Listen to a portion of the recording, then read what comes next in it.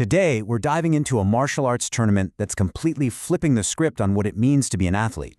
It's challenging everything we think we know about age, competition, and yeah, what it truly means to win. So close your eyes for a second. When you picture a martial arts champion, who do you see? Probably someone in their absolute prime, right? Maybe their 20s, early 30s at the most. Well, get ready to rethink that picture entirely. Take a look at this number, 84. Now that's not a point score or some kind of ranking. That is the age of the oldest competitor at this tournament. You heard me right, 84 years old. And they are not just there for show, they're competing. This whole event is the UMAN functioning debut national championships, but it's got the perfect nickname, the Fountain of Youth. See, it's an entire competition built specifically for athletes aged 30 and over. It's all about proving that skill and, that fire to compete, it just doesn't have an expiration date. And the whole point here is so much bigger than just winning a trophy. It's about creating this incredible community, celebrating a passion that's lasted a lifetime. You've got all these different generations of martial artists. We're talking seasoned masters and folks still climbing the ranks, all in one place. But here's what really makes this championship so special. It's not just the age of the competitors, it's the core philosophy. It's an event built on an idea that completely redefines what winning in martial arts even looks like. At the very heart of this thing is what they call the honor rule. Okay, so imagine this. You're in a match, your opponent lands a perfect, clean shot, but the judges, they miss it. Instead of just moving on, you, the person who got hit, can actually stop the fight and say, nope, they got me, and you reward them the point. And this right here, this is a quote straight from the founder, Grandmaster Fontanes. It just shows you how deep that commitment to integrity runs. Such a simple but wow, such a powerful act of respect. So you see, this isn't some kind of gimmick. It completely shifts the entire focus of the competition. It's a constant reminder to every single person there that the real principles of martial arts, we're talking honor, respect, integrity, those are way more important than what the scoreboard says at the end.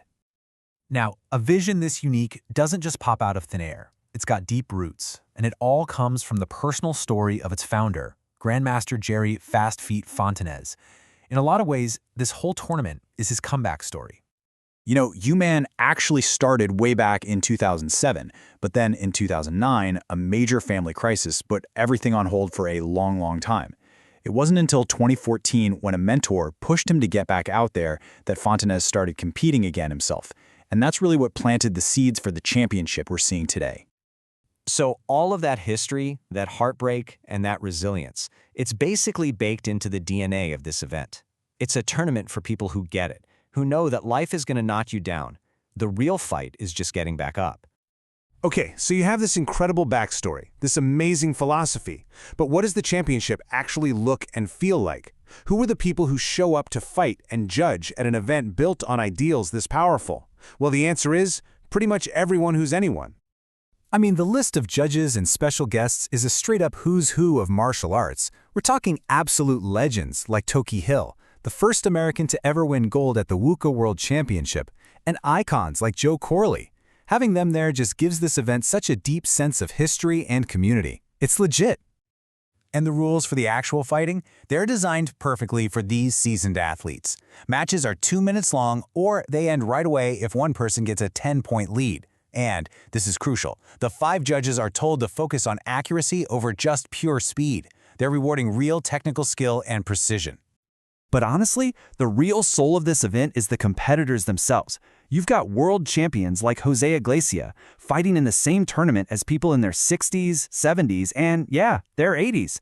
And so many of them are actively fighting through serious health issues, cancer, diabetes, major injuries, just to be there and compete. It's incredible. So, where does UMAN go from here? This championship, it isn't just a one-time thing. Not at all. It's actually the launch pad for a much, much bigger vision. And it's all built around this powerful idea of no excuses. See, the end goal is to make this a truly professional level experience. They want it funded by sponsors, so the athletes themselves don't have to pay to compete. The focus is on putting on a spectacular show that really celebrates these martial artists the way they absolutely deserve. And this is all leading up to something called the UMAN OG League, which is launching next year. The champions from this tournament, they become the very first seeded champions in the league, creating the foundation for a whole new competitive circuit for mature athletes. But if there is one single message, one idea to take away from this whole thing, it's captured perfectly in this quote. It's so powerful and so direct. It's not meant to be a judgment. It's a challenge. It's a reminder of just how incredibly resilient the human spirit can be.